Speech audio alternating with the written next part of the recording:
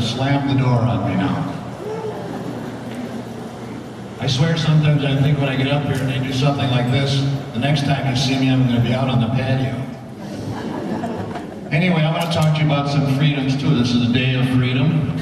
But the freedom I wish to talk about is one we take for granted so often, and that's your driver's license. You don't realize how wonderful a freedom that is until somebody comes along and says you can't drive anymore. And that's a terrible time. Well, I have a little grandmother, and it was my job, the family designated me, to check whether or not we should yank Grandma's license. It was a difficult thing to do if you had to do it. And we called her Little Grandma because she was small in stature. Excuse me. In fact, she'd be the one as we were driving around and you looked in a car and you saw somebody looking through the steering wheel, that'd be her. You'd wonder from the back whether or not anybody was driving the car at all. So anyway, she said she was going to the grocery store and I could come along and ride with her. And I did. And she did some things that were kind of wrong. She didn't put anybody in jeopardy with their life or anything, but a lot of people were honking their horns at her. Just some people were even screaming things. But she just smiled. This is the thing that I got about it. Such a wonderful attitude. She would just smile and wave at them. One guy even drove by, opened up his window, and he said, "For the love of God, woman." She just smiled at him and said, "Hallelujah." Well, it came to light, I finally found out why she was so happy when we were done at the grocery store and I put her groceries into the trunk. Here on her bumper was, "Honk if you love Jesus." Well, that explained why she was so happy. All these horns, she's thinking everybody is loving Jesus and all that. Well, as we left the parking lot from the grocery store, she cut off this woman in the car. I could see the woman was very upset. And we went down about half a block and Grandma said, "You know, that woman must be from Florida." I said, "Why? Why would you say she's from Florida? Her license isn't from Florida." She said, "Well, didn't you hear her yell?" I said, "Yell what?" She said, "Oh, she yelled something about a sunny beach." I said, "Oh, okay, Grandma, if that's what you think that was, that's fine." So we got down to this light, the red light, and Grandma stopped like she was supposed to, and while she turned to talk to me, the light turned green. And I said, "Grandma, come on, let's go, the light is green." And she just like didn't even pay any attention. So anyway, the guy in the back, I can hear him honking, and he's going, "Go, for God's sakes, go." Anyway, he gets out of his car and starts like, "Grandma, come on, this guy's coming to the door." She says, "Oh, he probably just wants to know what congregation I belong to." I said, "Well, you've got to get going because he doesn't look happy." So then she pulls over come through the green light, but as you would know, just as she gets through, the light turns red. So all the people behind her are stuck for another cycle of the red light. Well, I look back, I see the guy, he's over there kicking his tire.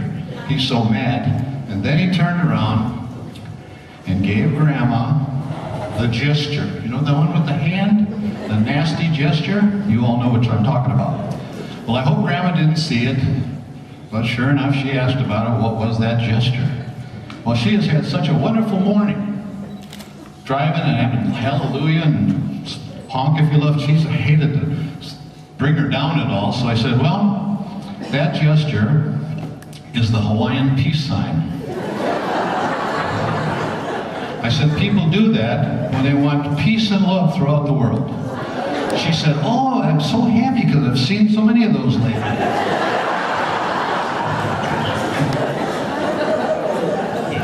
Now I knew at that point you could call me Dr. Frankenstein because I was creating a monster. So now we go down and I hear the sirens coming and kind of figured out that it must be emergency vehicles. And I wanted to see what Grandma would do. Grandma pulled over like she was supposed to, and here came a fire truck followed by a police car. Well, the fire truck went by, and I think the firemen didn't think too much of it. Grandma was honking her horn like crazy. Love Jesus, love Jesus. And they kind of looked at her like, what's that all about? But the police car, I tell you, if that police car didn't have to follow that fire truck, Grandma would be in jail. Because as that police car went by, she rolled down the window and she gave them the Hawaiian peace sign. She not only did it with gusto, she pumped it a few times. Well, I'll never forget the look of those police. Their eyes were this big around as they were driving by.